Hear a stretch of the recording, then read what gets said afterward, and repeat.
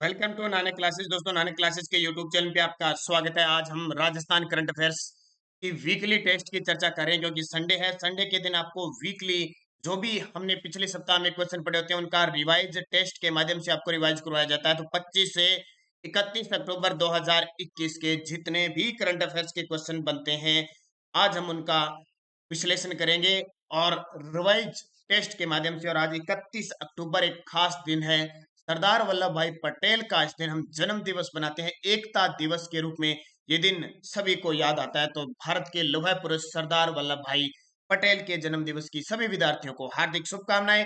Start करते हैं। पहला क्वेश्चन देखिए, महर्षि दयानंद सरस्वती विश्वविद्यालय अजमेर के नए कुलपति बने हैं। महर्षि दयानंद सरस्वती विश्वविद्यालय अजमेर के नए कुलपति कौन बने हैं? तो इसका उत्तर हो जाएगा, वैसे आप जल्दी जल्दी से कमेंट में जवाब देते रहना, प्रोफेसर अनिल कुमार शुक्ला। प्रोफेसर अनिल कुमार शुक्ला को महर्षि दयानंद सरस्वती विश्वविद्यालय अजमेर के नए कुलपति बनाया गया है। जयपुर के चोप गांव में विश्व का तीसरा बड़ा क्रिकेट स्टेडियम का शिलान्यास किया गया। इसकी दर्शक क्षमता होगी, ये गांव याद रखना, जयपुर का चोप गांव। अभी हाल ही में कॉलेज लेक्चरर में क्वेश्चन आ चुका है। तो विश्व का तीसरा बड़ा क्रिकेट स्टेडियम होगा, इसकी दर्शक क्षमता होगी 75,000। कल एक विद्यार्थी ने कमेंट किया कि सर ये दूसरा है। बिल्कुल भारत का दूसरा है ये। भारत का दूसरा क्यों है? क्योंकि पहला मोटेरा स्टेडियम अहमदाबाद में है, उसकी क्षमता 1,10,000 दर्शकों की है। और दूसरा हमारा जयपुर का चौप का होगा 75 था। लेकिन विश्व का तीसरा क्यों है? विश्व का तीसरा इसलिए है क्योंकि मेलबोर्न ऑस्ट्रेलिया है, उसकी जो मेलबोर्न जो ऑस्ट्रेलिया का स्टेडियम है उसकी क्षमता 1,00,000 है, इसलिए ये विश्व का तीसरा बड़ा क्रिकेट स्टेडियम होगा। हाल ही में आरसीए के अध्यक्ष वैभव गहलोत ने इसका शिलान्यास किया, इसलिए चर्चा में आ गया। ये 2 चरणों में पूरा होगा। खेल रत्न पुरस्कार राजस्थान के किन खिलाड़ियों को मिलेगा? यानी खेल रत्न पुरस्कार कौन सा? ये राजीव गांधी खेल रत्न पुरस्कार है, जिसका नाम बदलकर मेजर ध्यानचंद पुरस्कार कर दिया। अब ये राजस्थान के 2 खिलाड़ी अवनी लेकरा और कृष्णा नागर, इनको मिलेगा। अवनी लेकरा क्यों चर्चा में है और कृष्णा नागर दोनों ही जयपुर के। अंतर क्या है? अवनी लेकरा निशानेबाज है और कृष्णा नागर है बैडमिंटन, पैरा बैडमिंटन खिलाड़ी है दोनों ही। पैरा ये निशानेबाज है, ये बैडमिंटन है। अवनी लेकरा ने टोक्यो ओलंपिक में 10 मीटर में स्वर्ण पदक और 50 मीटर में रजत कांस्य पदक जीता। और कृष्णा नागर ने बैडमिंटन के SH6 कैटेगरी में इन्होंने स्वर्ण पदक जीता। तो बहुत बड़े नाम है, इनके पेपर में आएगा। अवनी लेकरा को बेटी बचाओ बेटी पढ़ाओ की ब्रांड एम्बेसडर राज्य स्तरीय बनाई गई है।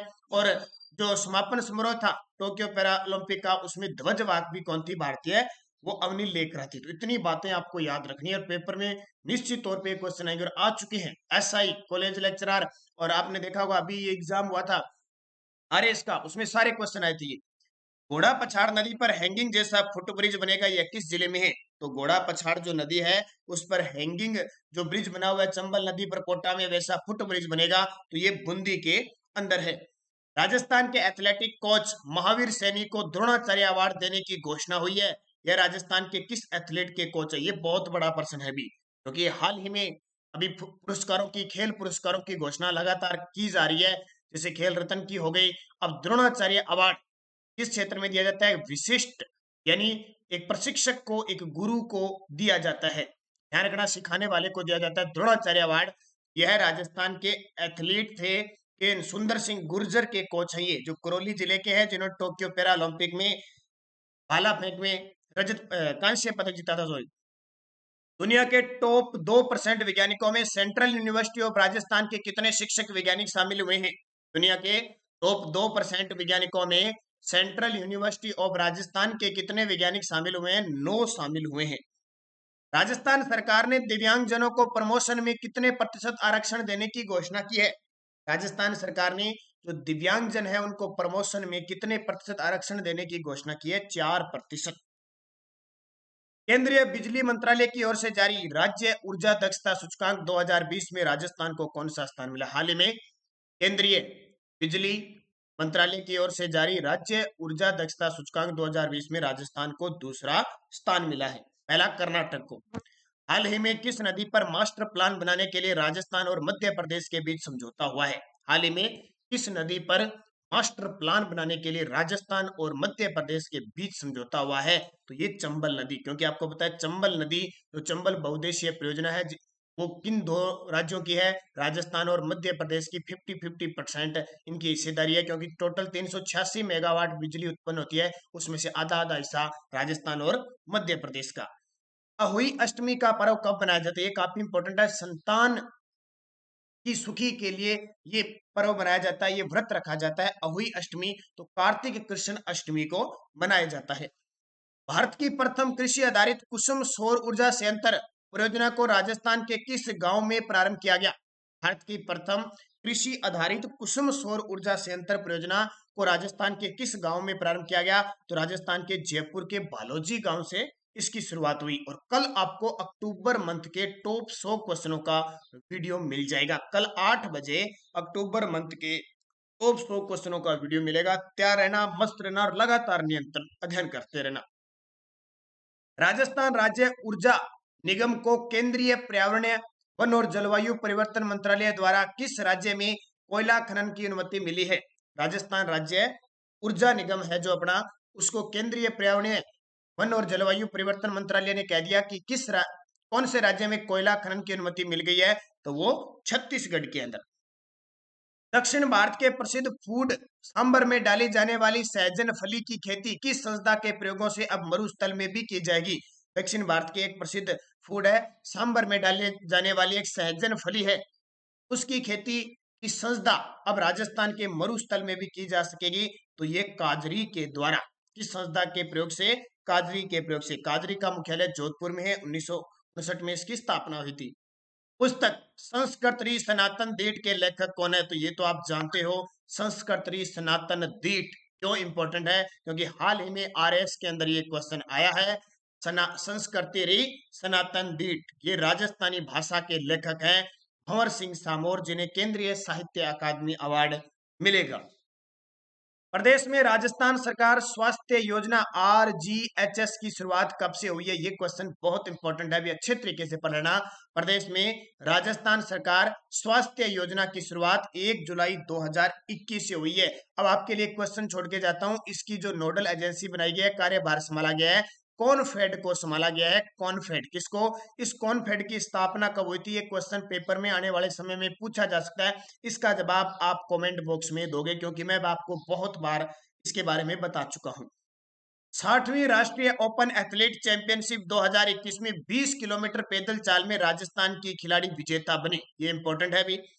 60वीं राष्ट्रीय ओपन एथलीट चैंपियनशिप 2021 में 20 किलोमीटर पैदल चाल में राजस्थान की सोनल सुखवाल ने पदक जीता। तो क्वेश्चन आ सकता है, इसमें मंजू बाला ने हैमर थ्रो में भी पदक जीता था और यमनदीप शर्मा ने डेक्थलॉन में पदक जीता था। 3 पदक ये तेलंगाना के अंदर ये राष्ट्रीय ओपन एथलीट चैंपियनशिप हुई थी। तो राजस्थान ने 3 पदक हासिल किए, या कह सकते हैं कि 3 खेल थे उनमें विजेता बनी राजस्थान।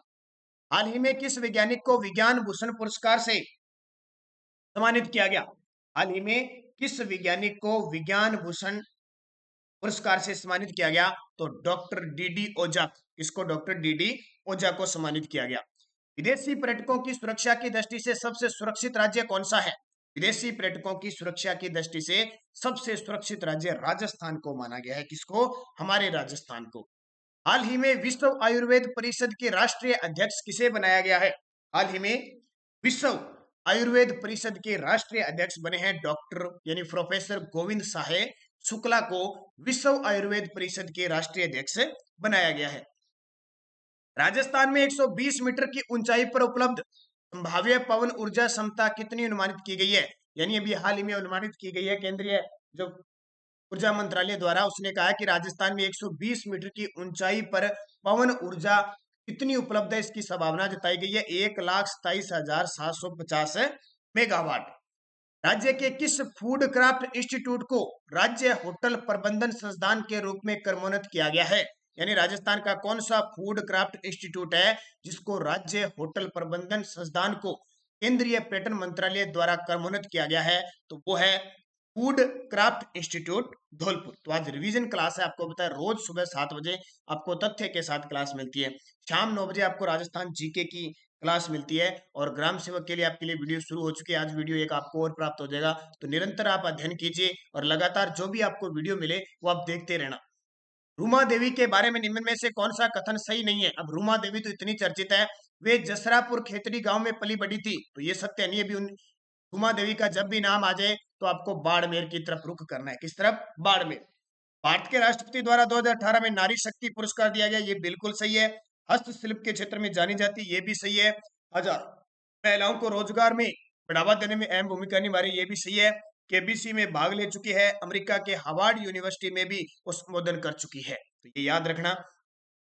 मुख्यमंत्री ने हाल ही में किस देश के राजदूत के साथ व्यापार समझौते और पर्यटन को बढ़ावा देने पर मंथन किया है? मुख्यमंत्री अशोक गहलोत ने हाल ही में किस देश के राजदूत के साथ व्यापार समझौते और पर्यटन को बढ़ावा देने पर मंथन किया है? तो स्विट्जरलैंड। किसके साथ? स्विट्जरलैंड के राजदूत के साथ। राज्य के कितने खिलाड़ियों का चयन अंडर 19 चैलेंजर टूर्नामेंट में हुआ है? एक दिन पहले मैंने आपको बताया था, बाड़मेर जिले की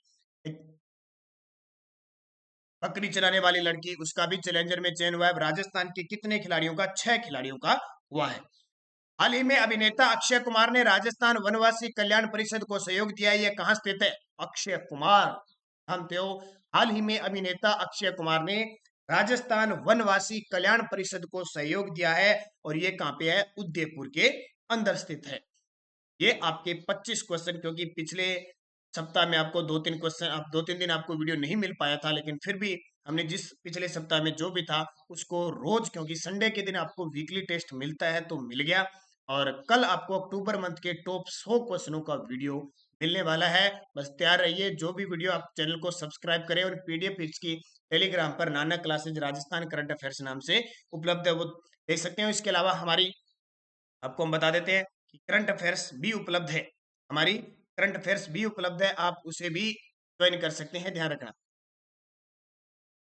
अगर कोई विद्यार्थी करंट अफेयर्स 2020 और 2021 की खरीदना चाहता है पूरी सितंबर अक्टूबर तक, तो 80944980, और अब बताता हूँ, 8094496272, इस नंबर पे आपको फोन पे, गूगल पे या पेटीएम से 100 रुपए पे करने हैं। और 100 रुपए पे करने के बाद इसी नंबर पे आपको पीडीएफ प्राप्त हो जाएगी 2020 की, 21 की। उसमें आपको टोक्यो ओलंपिक पुरस्कार है, खेल है, सब मिक्स हो जाएगा। उसका आप प्रिंट भी निकाल सकते हो, राजस्थान में कौन क्या, सब मंत्रिमंडल वगैरह सब मिल जाएगा। तो ये आने वाली राजस्थान पुलिस, वनपाल, वन रक्षक और ग्राम सेवक के लिए बहुत इंपॉर्टेंट है, क्योंकि हमारा जो राजस्थान करंट अफेयर्स है, अगर एग्जामिनर ने पेपर में डाला तो क्वेश्चन बाहर नहीं जाएगा। ये मैं आपको आरएएस, कॉलेज लेक्चरर, इन सब में आपको बता चुका हूँ।